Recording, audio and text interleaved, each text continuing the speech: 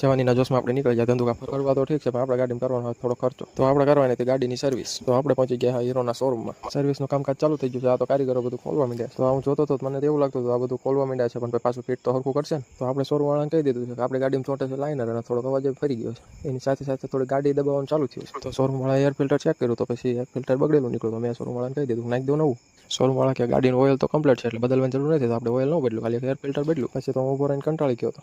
આ ટાયરની ખોલીને મેં કીધું લગાવો ને જલ્દી, મારું ઉતાવળ છે એમ કરીને ઉતાવળ કરી તો જલ્દી કામ કરીને ટાયરને બધું કમ્પ્લીટ કરીને લગાવવા માંડ્યા અને ફરતી ગાડી કરી દીધી કમ્પ્લીટ. ગાડીને ચેક કરવા પાછો કારીગર ગયો આંટો મારવા. તારે તો શોરૂમ વાળાએ આપણે પીવડાવી દીધી ચા, તો આપણે મસ્ત ચા પી લીધી, પણ કારીગર તો હજી પાછો જ ન આવ્યો. અડધી કલાક પછી કારીગર આવ્યો, પછી ગાડી નાખી ધોવા. હું રાહ જોતો હતો, પછી મને કે ગાડી તમારી ધોવાઈ ગઈ છે તો આવી જાવ લેવા.